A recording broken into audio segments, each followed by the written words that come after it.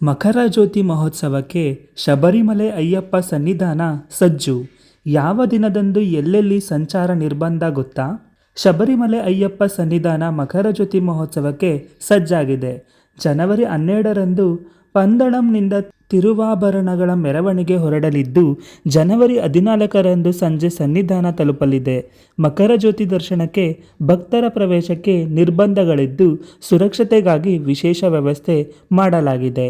ಕಾಸರಗೋಡು ಮಕರ ಜ್ಯೋತಿಯಂದು ಶಬರೀಶನಿಗೆ ತೊಡಿಸಲಾಗುವ ತಿರುವಾಭರಣಗಳ ಮೆರವಣಿಗೆ ಜನವರಿ 12ರಂದು ಮಧ್ಯಾಹ್ನ 1 ಗಂಟೆಗೆ ಪಂದಳಂ ಬಳಿಯ ಕೋಯಿಕಲ್ ಶ್ರೀ ಧರ್ಮಶಾಸ್ತ್ರ ದೇವಸ್ಥಾನದಿಂದ ಹೊರಡಲಿದೆ. ಜನವರಿ 14ರಂದು ತಿರುವಾಭರಣ ಮೆರವಣಿಗೆ ಸನ್ನಿಧಾನ ತಲುಪಲಿದೆ. ಈ ಬಾರಿ ಪಂದಳಂ ಅರಮನೆಯ ರಾಜಪ್ರತಿನಿಧಿಯಾಗಿ ಪುನರ್ಧರ್ಮನಾಳ್ ನಾರಾಯಣ್ ವರ್ಮಾ ಮೆರವಣಿಗೆಯಲ್ಲಿ ಮುನ್ನಡೆಸುವವರು. ಮರುಧಮನ್ ಶಿವನ್ಕುಟ್ಟಿ ನೇತೃತ್ವದಲ್ಲಿ 26 ಮಂದಿಯ ತಿರುವಾಭರಣ ವಾಹಕ ಸಂಘ ಮತ್ತು 4 ಮಂದಿ ಸಹಾಯಕರು ಸಹಿತ 30 ಸದಸ್ಯರ ತಂಡ ತಿರುವಾಭರಣ ಪೆಟ್ಟಿಗೆಯನ್ನು ಹೊತ್ತು ಶಬರಿಮಲೆಗೆ ತಲುಪಿಸುವರು. ಜನವರಿ 14ರಂದು ಸಂಜೆ 6:30ಕ್ಕೆ ಮೆರವಣಿಗೆ ಗುರುಸ್ವಾಮಿ ಅಜಯ್ ಕುಮಾರ್ ಮತ್ತು ಕುರುಪ್ ಅನಿಲ್ ಕುಮಾರ್ ನೇತೃತ್ವದಲ್ಲಿ ಕತ್ತಿ ಮತ್ತು ಗುರಾಣಿಯೊಂದಿಗೆ 12 ಸದಸ್ಯರ ತಂಡ ರಾಜಪ್ರತಿನಿಧಿಯ ಪಲ್ಲಕ್ಕಿಯನ್ನು ಹೊತ್ತು ಸಾಗಿಸುವರು. ಮಕರ ಜ್ಯೋತಿ ದಿನ ಜನವರಿ 14ರಂದು ಸಂಜೆ 6:30ಕ್ಕೆ ಮೆರವಣಿಗೆ ಸನ್ನಿಧಾನ ತಲುಪಲಿದೆ. ಪ್ರಧಾನ ಪೆಟ್ಟಿಗೆಯನ್ನು ಅಯ್ಯಪ್ಪ ದೇಗುಲ ಮತ್ತು ಉಳಿದ 2 ಪೆಟ್ಟಿಗೆಯನ್ನು ಮಣಿಮಂಟಪಕ್ಕೆ ತಲುಪಿಸಲಾಗುವುದು. ಅಯ್ಯಪ್ಪನಿಗೆ ಪ್ರಧಾನ ಪೆಟ್ಟಿಗೆಯಲ್ಲಿರುವ ತಿರುವಾಭರಣಗಳನ್ನು ತೊಡಿಸಿ ದೀಪಾರಾಧನೆ ಮಾಡಲಾಗುವುದು. ಮುಸ್ಸಂಜೆ ಆಗಸದಲ್ಲಿ ಮಕರ ಜ್ಯೋತಿ ನಕ್ಷತ್ರ ಗೋಚರಿಸಿದ ತಕ್ಷಣ ಪೊನ್ನಂಬಲ್ ಮೇಡ್ನಲ್ಲಿ 3 ಬಾರಿ ಮಕರ ಜ್ಯೋತಿ ಬೆಳಗಲಿದೆ. ಜನವರಿ 18ರಂದು ಪಂದಳಂ ಅರಮನೆಯ ವತಿಯಿಂದ ಕಳಶಾಭಿಷೇಕ.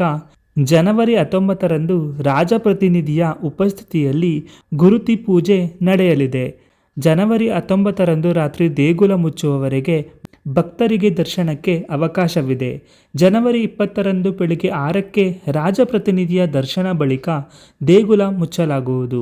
ಮಕರ ಜ್ಯೋತಿ ವ್ಯೂ ಪಾಯಿಂಟ್ ಭಕ್ತರ ಸುರಕ್ಷತೆ ಭಾಗವಾಗಿ ಅನುಮತಿಸಲಾದ ಜಾಗದಲ್ಲಿ ಮಾತ್ರ ಮಕರ ಜ್ಯೋತಿಯನ್ನು ವೀಕ್ಷಿಸಲು ಅವಕಾಶವಿದೆ. ಸನ್ನಿಧಾನ, ಪಾಂಡಿತವಳಂ, ಪೊಲ್ಲುಮೇಡ್, ಅಟ್ಟತೋಡ್ ಮತ್ತು ಇಳವುಂಗಾಲ್ ಮೊದಲಾದ ಪ್ರದೇಶಗಳಲ್ಲಿ ಭಕ್ತರಿಗೆ ಜ್ಯೋತಿಯನ್ನು ವೀಕ್ಷಿಸಲು ಅವಕಾಶವಿದೆ. ಸನ್ನಿಧಾನಕ್ಕೆ ಭಕ್ತರ ಪ್ರವೇಶ ನಿರ್ಬಂಧ. ಕೇರಳ ಹೈಕೋರ್ಟ್ ಆದೇಶದಂತೆ ಮಕರ ಜ್ಯೋತಿ ದರ್ಶನಕ್ಕೆ ಆಗಮಿಸುವ ಭಕ್ತರ ಮೇಲೆ ಕೆಲವು ನಿರ್ಬಂಧಗಳನ್ನು ವಿಧಿಸಲಾಗಿದೆ. ಭಕ್ತರ ಗುಂಪನ್ನು ನಿಯಂತ್ರಿಸಲು ಮತ್ತು ಸೌಲಭ್ಯಗಳನ್ನು ಒದಗಿಸಲು ತಿರುವಾಂಕೂರ್ ದೇವಸಂ ಮಂಡಳಿ, ಟಿಡಿಬಿ ಮತ್ತು ನಾನಾ ಸರ್ಕಾರ ಇಲಾಖೆಗಳು ವ್ಯವಸ್ಥೆಗಳನ್ನು ಮಾಡಿವೆ. ಜನವರಿ 13ರಂದು ಆನ್ಲೈನ್ ಬುಕ್ಕಿಂಗ್ ಮೂಲಕ 35,000 ಮತ್ತು ಸ್ಪಾಟ್ ಬುಕ್ಕಿಂಗ್ ಮೂಲಕ 5,000 ಭಕ್ತರಿಗೆ ಸನ್ನಿಧಾನ ಪ್ರವೇಶಿಸಲು ಅನುಮತಿ ನೀಡಿದ್ದಾರೆ. ಭದ್ರತೆ ಹಾಗೂ ದಟ್ಟಣೆ ನಿಯಂತ್ರಣ ಭಾಗವಾಗಿ ಈ ನಿರ್ಬಂಧ ಜಾರಿಗೊಳಿಸುವುದು. ಜನವರಿ 14ರ ಮಕರ ಜ್ಯೋತಿಯಂದು ಆನ್ಲೈನ್ ಬುಕ್ಕಿಂಗ್ ಮೂಲಕ 30,000 ಹಾಗೂ ಸ್ಪಾಟ್ ಬುಕ್ಕಿಂಗ್ ಮೂಲಕ 5,000 ಭಕ್ತರಿಗೆ ಸನ್ನಿಧಾನ ಪ್ರವೇಶಿಸಲು ಅವಕಾಶವಿದೆ. ಜನವರಿ 15ರಿಂದ 18ರವರೆಗೆ ಆನ್ಲೈನ್ ಬುಕ್ಕಿಂಗ್ ಮೂಲಕ 50,000, ಸ್ಪಾಟ್ ಬುಕ್ಕಿಂಗ್ ಮೂಲಕ 5,000. ಜನವರಿ 19ರಂದು ಆನ್ಲೈನ್ ಬುಕ್ಕಿಂಗ್ ಮೂಲಕ 30,000, ಸ್ಪಾಟ್ ಬುಕ್ಕಿಂಗ್ ಮೂಲಕ 5,000 ಭಕ್ತರಿಗೆ ದರ್ಶನಕ್ಕೆ ಅವಕಾಶ ನೀಡಲಾಗಿದೆ. ಜನವರಿ 14ರಂದು ಪಂಪಾ ನೀಲಕಲ್ನಲ್ಲಿ ನಿರ್ಬಂಧ. ಮಕರ ಜ್ಯೋತಿ ಪ್ರಯುಕ್ತ ಜನವರಿ 14ರಂದು ಬೆಳಗ್ಗೆ 10ರಿಂದ ನೀಲಕಲ್ನಿಂದ ಪಂಪಾಗೆ ಭಕ್ತರ ಪ್ರವೇಶ ತಡೆಯಲಾಗುವುದು. ಬೆಳಗ್ಗೆ 11ರಿಂದ ಪಂಪಾದಿಂದ ಸನ್ನಿಧಾನಕ್ಕೆ ಭಕ್ತರ ಪ್ರವೇಶಕ್ಕೆ ಅವಕಾಶವಿಲ್ಲ. ಮೆರವಣಿಗೆ ಸನ್ನಿಧಾನ ತಲುಪಿದ ಬಳಿಕ ಭಕ್ತರ ಪ್ರವೇಶಕ್ಕೆ ಅನುಮತಿಸಲಾಗುವುದು. ವಾಹನ ಪಾರ್ಕಿಂಗ್ ನಿರ್ಬಂಧ. ಜನವರಿ 12ರಂದು ಬೆಳಗ್ಗೆ 8ರಿಂದ ಜನವರಿ 15ರ ಮಧ್ಯಾಹ್ನ 12ರವರೆಗೆ ಹಿಲ್ ಟಾಪ್ನಲ್ಲಿ ವಾಹನಗಳ ನಿಲುಗಡೆ ನಿಷೇಧಿಸಲಾಗಿದೆ.